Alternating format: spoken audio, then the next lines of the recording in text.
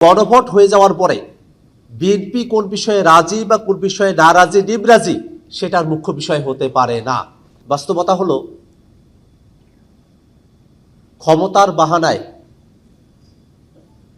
BNP সরকার আর সংস্কার করতে চায় না।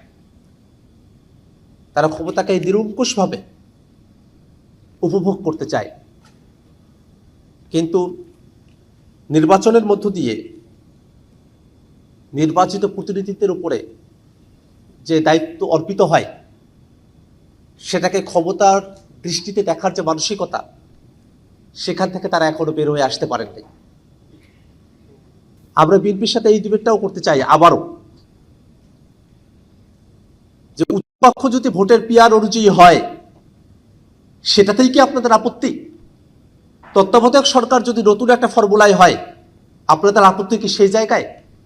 সাংবিধানিক প্রতিষ্ঠানগুলো সেটা একটা নিরপেক্ষ বডির মধ্য দিয়ে নিয়োগ হবে, আপনাদের আপত্তিটি কি সেই জায়গায়? সেটা খোলাসা হওয়া প্রয়োজন। সংস্কারের বিষয়গুলোকে কি তাহলে বিএনপি দেশ এবং জাতির জন্য নেতিবাচক মনে করে? আমরা ঐক্যমত্য কমিশনে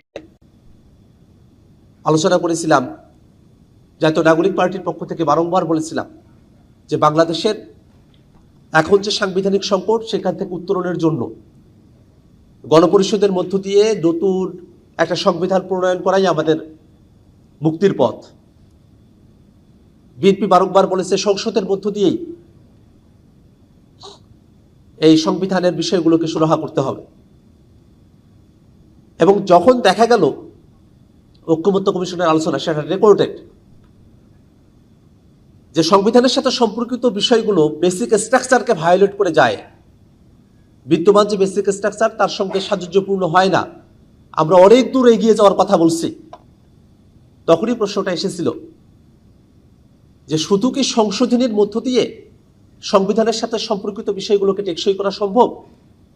সে সময়টাতেই সংসদের মাধ্যমে সংশোধনী আর গণপরিষদের মাধ্যমে নতুন সংবিধান এর মাঝামাঝি একটা আইডিয়ার ব্যাপারে আমরা একমত হই, সেটাই ছিল সংবিধান সংস্কার পরিষদ। অর্থাৎ একটা গণপরিষদের যেমন একচ্ছত্র এবং নিরঙ্কুশ একটা ক্ষমতা থাকে একটা নতুন সংবিধান প্রণয়নের ক্ষেত্রে, তেমনটাও না, আবার সংবিধান সংশোধনী করার যে লিমিটেড ক্ষমতা থাকে সংসদের সেটাও না, একটা মাঝামাঝি জায়গায় যেখানে রাজনৈতিক দলগুলোর ঐক্যমত্যতা আছে, জনগণের রায় আছে, সে বিষয়গুলোকে আমরা নতুন করে আমাদের সংবিধানে অন্তর্ভুক্ত করব সংবিধান সংস্কার পরিষদের মধ্য দিয়ে।